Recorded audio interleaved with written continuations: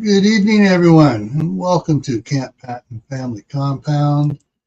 It is time for Friday night on the Homestead. And tonight's topic, livestock babies. How's everybody doing out there?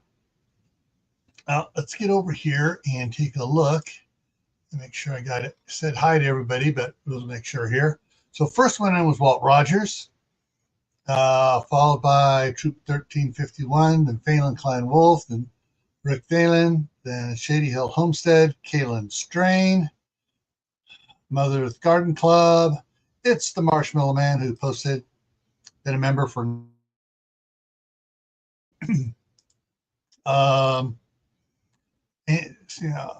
Angels Homestead is next. Everybody's posting stuff. Diana 2 came in. And that's it. Everybody's just saying hi to each other, which is great. All right. So there has been over the last year different comments amongst us up here on the panel and between us and you, and between you and everyone in side chat and stuff, talking about when I talk about raising livestock and stuff, ways you do it. Raising chickens, raising cattle, raising sheep, goats, quail, ducks, turkeys, whatever it is. And we've never really hit on the fact that adult livestock is different than baby livestock.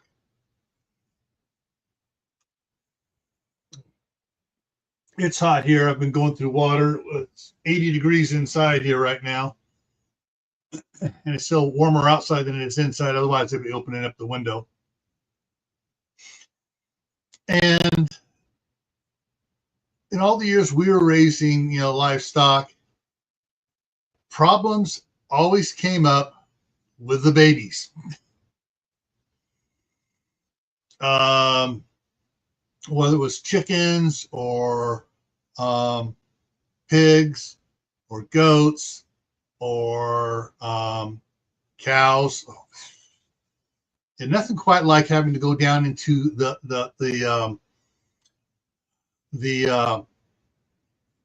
part of the course. It had to be the part of the corral that was all muddy and where the cows pooped everything so much, and it was all muddy besides the poo and the pee and everything else. And they decided that's where they're going to give birth at.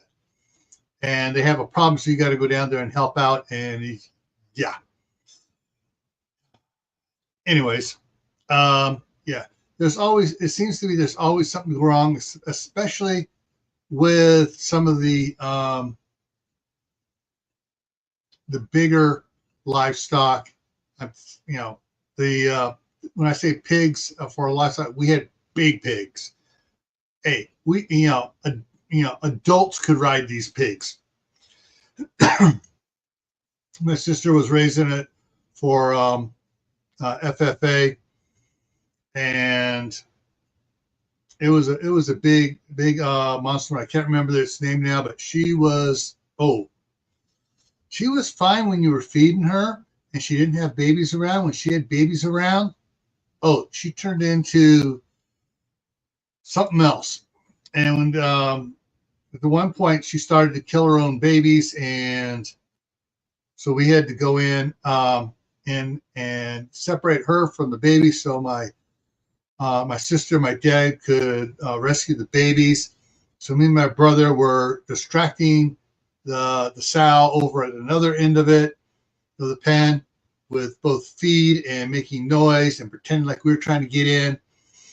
And when she came over to our side, then they finally dropped a sheet of plywood down between her and the babies and had to rescue the babies.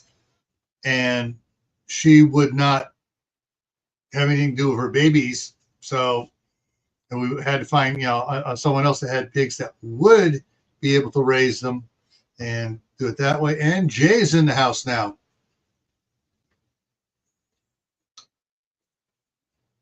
But it never fails, you know.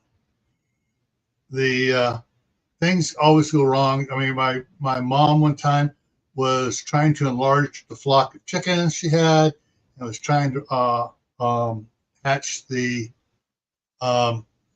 she liked banties, so she was trying to hatch banty eggs and stuff, and they just all hatched, and then a rat chewed its way through the hardware cloth to get into the cage, and that took care of that. And so yeah, there's always problems with babies. One of the things I want to go over you guys before we really get into it here. And I knew I forgot to do something, but I'll drop that down in a minute here. Just to keep things straight. A female duck is called a duck. A baby is called a duckling. We're not going to go into, but the baby is called a puppy. I did not know a cat was called a queen. And you think about the way cats act, like they're the Queen of Sheba, yeah, and a kitten. Then here, I'm not sure.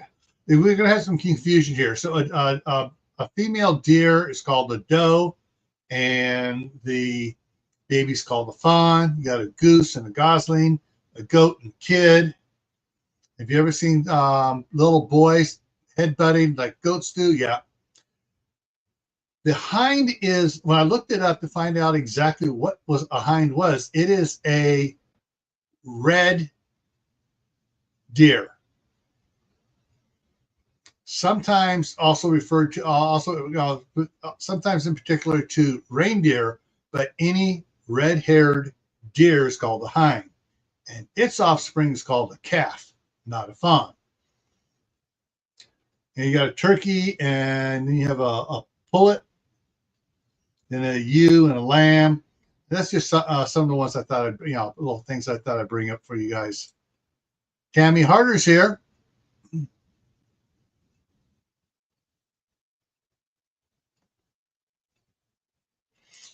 Hedgehogs going to have a turkey hen insists on sitting on chicken and duck eggs. She's not the only one. I've seen several other channels talking about the turkey sitting on everybody else's eggs, or vice versa, or a chicken, sitting on top of the turkey eggs, or on top of the duck eggs, and ducks doing. Anyways, but yeah, fowl have a habit of sitting on any eggs they can.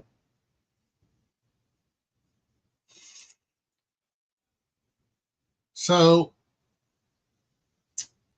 who in the chat currently has some sort of livestock?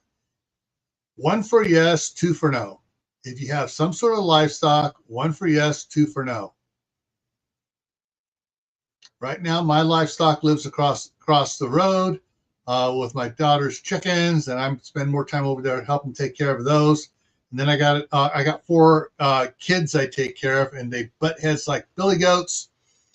But those are the grandkids. Got a no. Shady Hill Homestead has livestock, and when those hatchlings come out of the eggs and imprint, they will be so confused. Yeah. The kid says no, but she has a queen cat. Pumpkin. Oh, let me go ahead and pin that before I forget.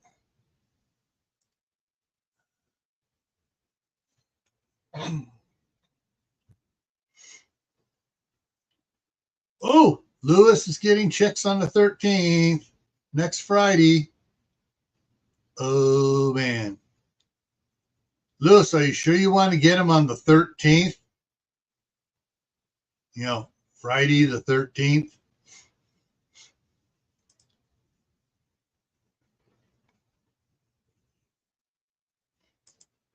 Turkeys trying to swim could be quite a spectacle. Yep.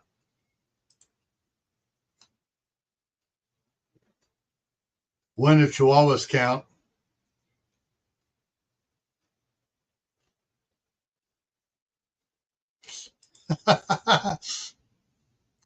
Two cats, two dogs, two cats, baby broccoli, baby lettuce, baby cabbage. Yeah. Well, I'm not being superstitious. I love Friday the 13th. 13th is a lucky number in Asia. It's a very lucky number. But you see, you got to remember, from the time I was 11 years old, my brother and I ran a haunted house. So long after I got married. So, yeah. Let's see here. Where is it? Where is it? Where is it? Wrong one. Where is it? There we go. Yeah, let me throw this one at you for next. Let me throw comments. Get rid of that one for a second. Go back to this thing. I'm going to throw something at you here.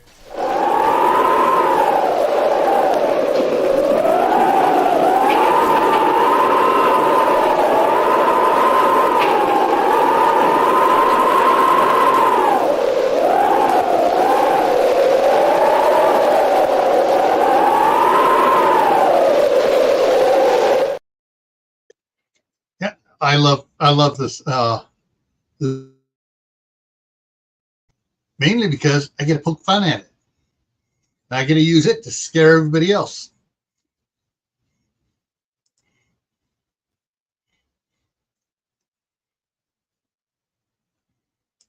88 is lucky in Asia. But yeah. So Shady Hill Homestead. What has been some of the problems you've had with your livestock?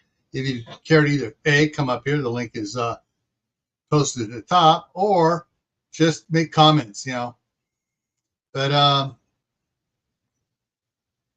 the only animal we didn't have problems with babies was horses. That was something, my mom and dad both said they expected us to have more problems with the horses than we did with the cows or the pigs or the goats or anything else. So it's one of those things that, it depends. I would probably say it has to do with the breeds, how the animals were health-wise beforehand, how de-stressed they were or how stressed out they were. There's a lot of little things to take care of, but most people forget to plan for the babies. So for the baby chicks and stuff, you got to have the right feed for them. For the for a lot of them, you got to have different things. For the baby cows, the calves, you got to have the proper. Well, basically, it's a nursing bucket or a nursing bottle for them. We prefer the bucket because we didn't have to stand there and hold the big bottle, while it did it. And if it head butted the bucket, it's mounted hard in place, so I'll just slosh the milk around a little bit. But the bottle, those, sometimes you get knocked out of your hands and they step on it. So there are things to take into consideration of what the animals are going to need. We have never raised sheep. The goats we only had them for 2 years, and they really weren't our goats. They were my cousin's goats that were kept at our place, and he took care of them. So, but the biggest problem we had with them was them getting out of their little pen, climbing up on top of the pump house, which wasn't any easy feat. But they get up there and stand around and look and just stand up there for hours, then hop back down into their pen, get something to eat, drink some water, and jump back up on the pump house. Pump house was the bottom of the eaves was 7 feet up. So yeah, that's a good jumping goat.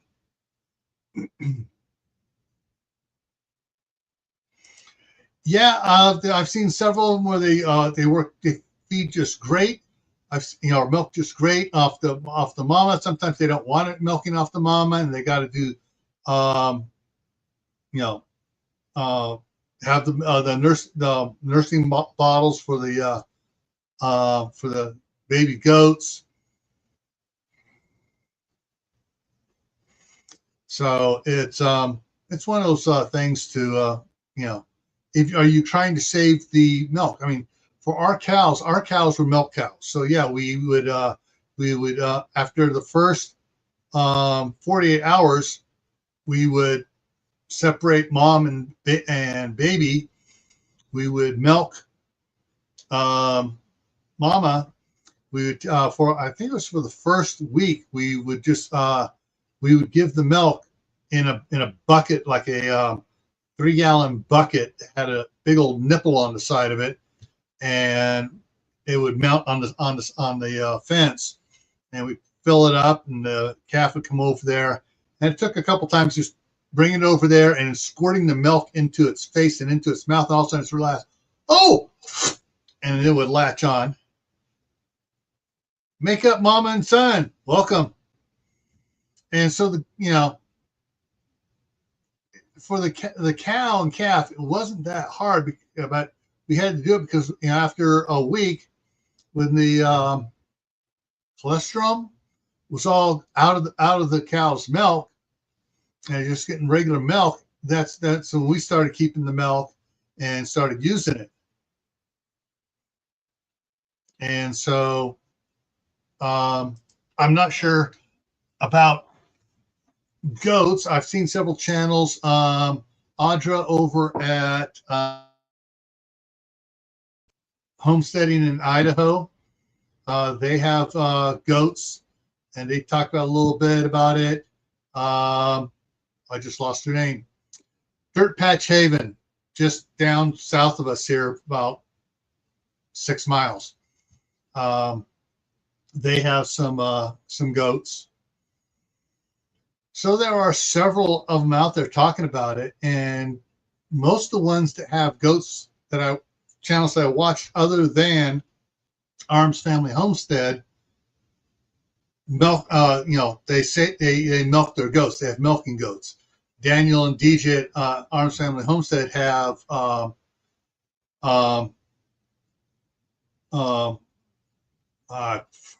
always mispronounce it. Boer goats. Basically, it's from Australia. They're meat goats. They don't. If they have babies, they just let the babies nurse and everything, and they either sell off the goats when they're ready to be butchered. The people, all right, here's the goat, it's ready to go. You go get it butchered. They have butchered some for their own use, but that was just a little business they were running. Was the Boer goats. So, depending on what you're going to be doing with an ad for Azure Standard. Yeah, I was watching, I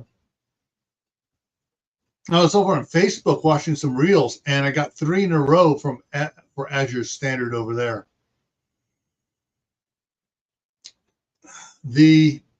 So it depends on what, on certain livestock, what you're planning to do with either the mother or the babies, as far as how you deal with them.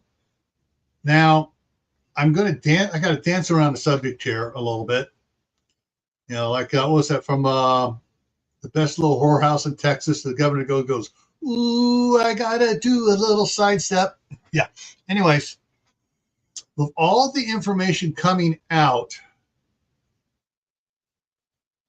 from the government now, exposing that certain things have never been tested for any age bracket, especially for the mini-me's. And so, and they're, this is for, mini-me's, and they don't test it. They've never tested it. And all they have found out from data is like, oh, there is more side effects than the good it does. That's the documents coming out. And then I hear about them giving, to livestock, same thing. It's like, oh, wait a minute. If they're not testing the juice there for the mini-me's, why? You know they're not testing it for non-mini-me's. So, makes me, and I've heard some people selling some things around. They post it. Yeah, they have all their jibbity jabs and everything up to date. And someone says, no jibbity jabs at all. They're healthy. They don't need it. So that's one of the decisions you're going to have to make talking to a veterinarian. I'm not proposing that you do one way or the other. I'm just saying talk to the veterinarian about taking care of that and act the way you want to act upon information you get. Okay, we had dairy cattle, pigs, chickens, get the piglets when the big mama had too many and raised them to sell as a source of income when you're in high school. Yeah, I got to check around here to see if any of them are doing that around here. I'm not sure we want to raise a bunch of pigs either.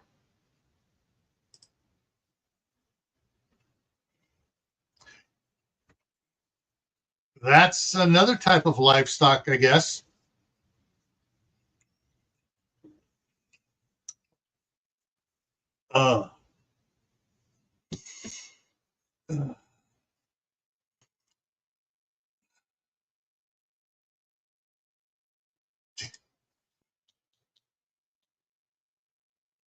Yeah, I was sort of in my early years, there weren't too many houses around us. We were out rural, but the rural area was like, I don't know, a couple hundred acres between the county seat of Martinez and the sprawling suburb of Concord and Pleasant Hill. And there's this area out there where Viano's Vineyards was, the Dollar State Turkey Hatchery, and a bunch of others that just refused to sell to developers. And we bought our place. My parents bought a place there and grew up there for I guess it was, so I was 9 years old when we moved down to Southern California, and there we were in suburbs. Had chickens. That was just about it. We just had chickens down there, and both places down. The one was in Tahunga was suburbs. It was out on the outskirts. I mean, we could ride the bicycles for 10 minutes and be out of the city and up in the big Tahunga Canyon Wash, which it's called a wash, but it was a friggin' valley that flash flooded 10 feet deep, several times a year. And it was part of the Angeles National Forest. Then we moved down across the street from the Burbank Airport. Oh, big time city thing. And we still had chickens down there. But then we moved out to Fredonia, and that was out there. So we got our first milk cows when we were out there in Fredonia. And then we moved back to the first place we had there in Martinez, and brought the cows back with us and had them for many years until, I'm trying to think. I think it was when my younger brother got married. My dad decided, okay, I'm giving up the cows. It's been fun. It's been nice. It's been a pain in the butt. I'm giving them up. But you got to make decisions on it, because if you have, let me talk about the birds and the bees. If you have one boy animal and you have a girl animal of the same species, according to chicken math, you're going to now, and by the end of the year, you're going to have 20 animals of the same species. A lot of those are going to be boys and girls, and your next year. I'm sorry, I just the comedy part of me just took over on that one.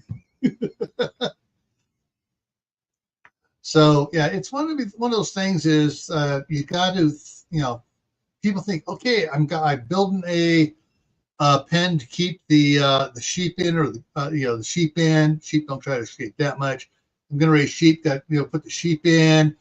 Got this done. I got a shelter for them. Oh, goody. A couple of them are pregnant. Oh, great. We're having, lambs. What the hell happened to all the lambs? Well, how'd they get out of the pen, out of the sheep pen into the garden? Because the fence you built was to keep sheep in, not to keep little lambs to go right underneath or between the slats or crawl through the big old squares of the cow fencing. And that's some of the things people don't think about. You've got some netting up to keep the chickens in. Say you got 2-inch chicken wire up there. Next thing you know, all the chicks go bloop, bloop, bloop, bloop, right through that chicken wire. Like, oh, wait a minute. And trying to get them to go back through the chicken wire to get back into the pen is you want to talk about herding cats. Herding baby chicks can be just as frustrating. But yeah, there are some things you need to think about, and other ways to look at things when you're thinking about baby livestock. Because they're smaller, they can get through things. They're more inquisitive. They haven't mellowed out. Our milk cows, I mean, we go wandering in the pasture all the time, cleaning stuff up. Don't pay them any attention. Sometimes they'll come over and they'll look at you and get a little closer and they'll nudge you a little bit and turn their head, saying, scratch me. The babies, oh, no. The babies see you in there. Ooh, a plaything. Charge. Headbutt you. Boom. I'm not talking goats. I'm talking cows. Baby cow, the calves, just, But, yeah. They, adult livestock and baby livestock act totally different. It doesn't matter if you've been out there with the baby livestock from day one and they're partially imprinting on you. If they still know, okay, this is my mama, you're a plaything.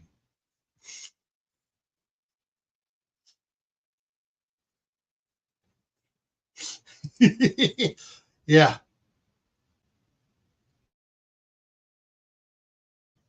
Or over it if the fence isn't high enough and they're good jumpers.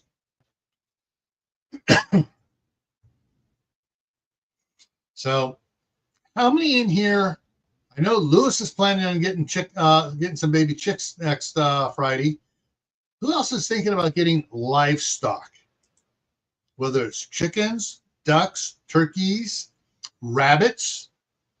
Rabbits is a whole nother fiasco, as my daughter found out. I think she's finally given up totally on raising rabbits until the staff sergeant gets up here and we decide whether or not we're going to raise. If we decide we're going to raise rabbits, then she wants to go in and help us raise rabbits with us and use the old grain silo here as the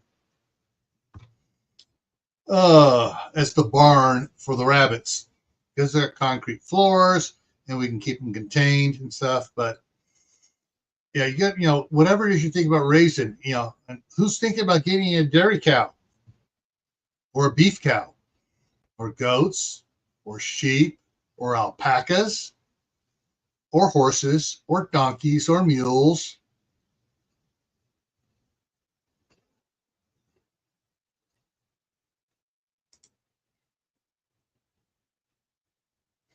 Yeah.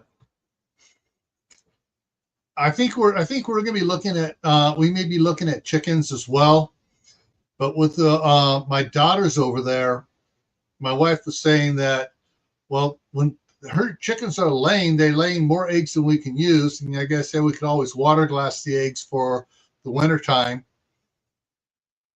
But I don't know. We've thought about turkeys too, but raising them up. Once a turkey gets to a certain size, we're not too worried about the possums or the trash pandas, raccoons. Especially if we get a tom out there with big spurs on it. it'll do protecting on it. If it includes the ones that are already in freezer camp, yes. I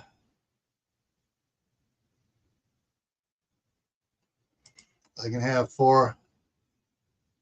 Generally speaking, most places have the most you can, all right, if they're allowed large livestock, that's going to be sheep, goat, cows, horses. You're limited to either 2, 4, or 6 per acre, depending on those are the 3 common numbers they slap on property here in the U.S., depending on the state and the county and the cities.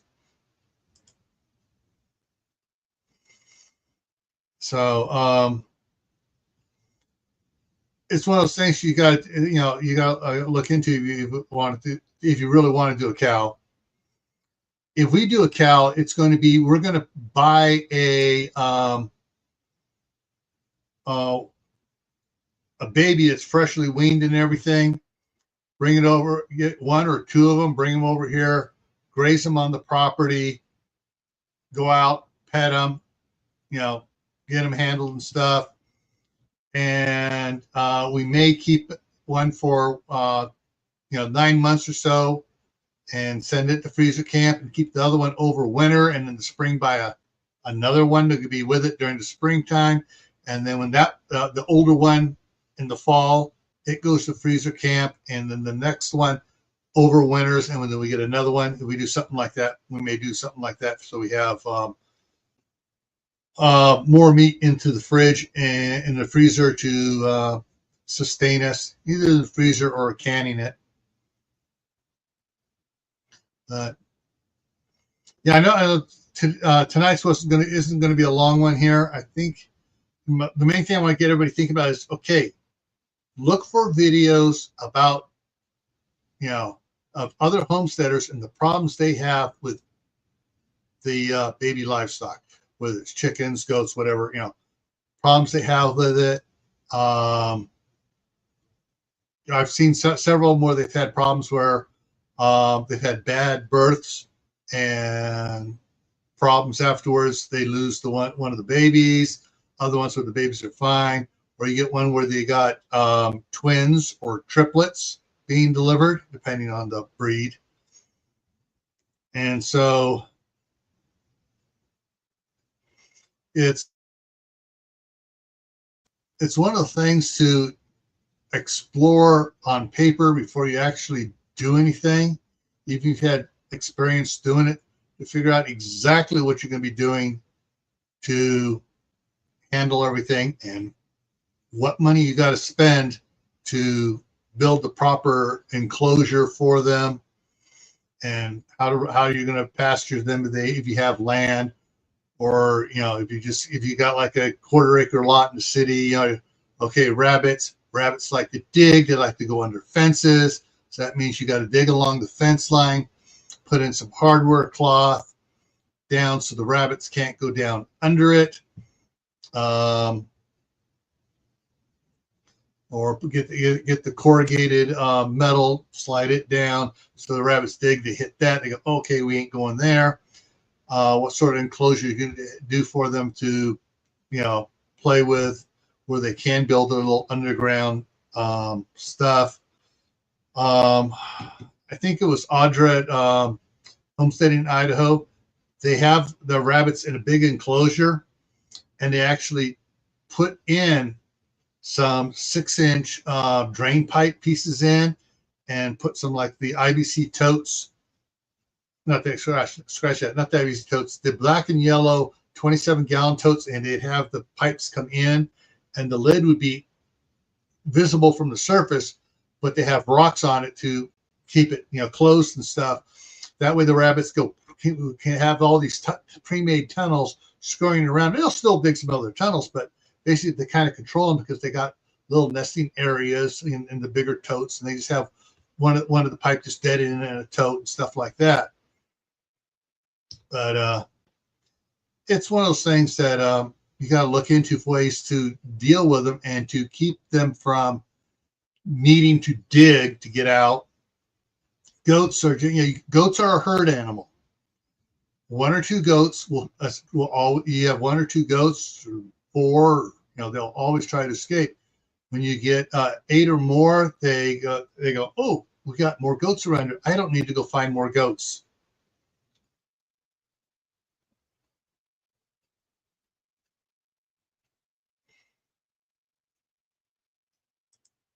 See, that's all right. Yeah, that's something else. But also, if you're raising them for food, you let mama go have babies for a couple of years. Then you graduate one to the new breeder, and you can then process the mama before she gets too old. Same thing with chickens. You have your layers, and the layers stop laying, and they get processed for freezer camp for chicken stew.